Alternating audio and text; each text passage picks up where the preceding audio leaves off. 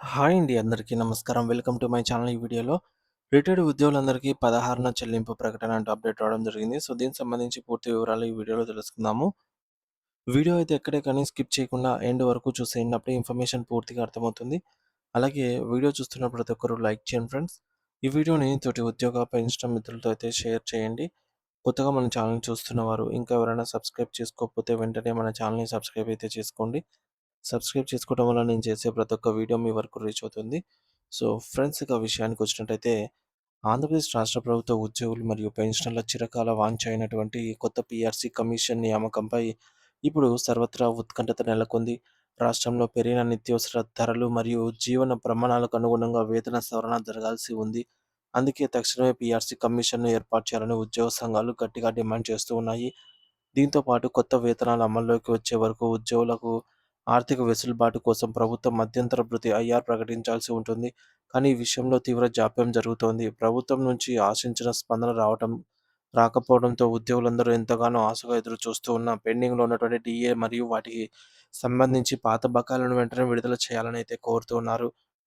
ముఖ్యంగా మన పెద్దలైనటువంటి పెన్షనర్ల విషయంలో ప్రభుత్వం మరింత ఉదారంగా వ్యవహరించాల్సిన అవసరం అయితే ఉంది. గతంలో ఉన్న అదనపు క్వాంటమ్ ఆఫ్ పెన్షన్ ఏక్యూపీ ప్రయోజనాలను పునరుద్ధరించాలని, ఇది వృద్ధాప్యంలో ఉన్న వారికి ఎంతో ఆసరాగా అయితే ఉంటుందని అందరూ ఆశిస్తూ ఉన్నారు.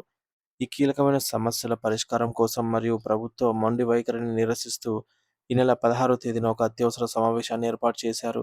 ఈ సమావేశం ద్వారా భవిష్యత్తులో చేపట్టబోయే ఉద్యమ కార్యాచరణను రూపొందించుతున్నారు. ప్రభుత్వం నుంచి ఇప్పటివరకు ఎటువంటి సానుకూల నిర్ణయాలు వెలువడకపోవడంతో ఉద్యోగ సంఘాల్లో అసహనం అయితే పెరుగుతోంది. అందుకే ఈ నెల 16న విజయవాడలోని రెవెన్యూ భవన్‌లో ఏపీ జేఏసీ అమరావతి ఆధ్వర్యంలో అత్యవసర ఉద్యమ కార్యాచరణ కమిటీని నిర్వహించబోతూ ఉన్నట్టు సమాచారము.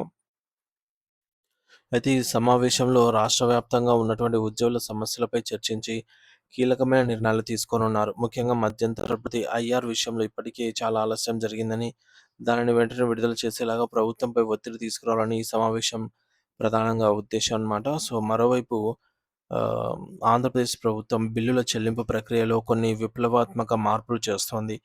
గతంలో ప్రతి సర్వీస్ లేదా బిల్లును విడివిడిగా ఎంపిక చేసి ప్రాసెస్ చేయాల్సి వచ్చేది. దీనివల్ల సమయం వృధా అవ్వటమే కాకుండా చెల్లింపులో తీవ్ర జాప్యం జరిగేది. ఈ సమస్యను అధిగమించడానికి ప్రభుత్వం ఒక కొత్త విధానాన్ని పెట్టబోతోంది. దీని ద్వారా బిల్లుల చెల్లింపు మరింత వేగంగా మరియు పారదర్శకంగా జరగనుంది. ఇక కేంద్ర ప్రభుత్వం కూడా సామాన్యుల కోసం ఒక అద్భుతమైన పథకాన్ని ఆలోచిస్తోంది.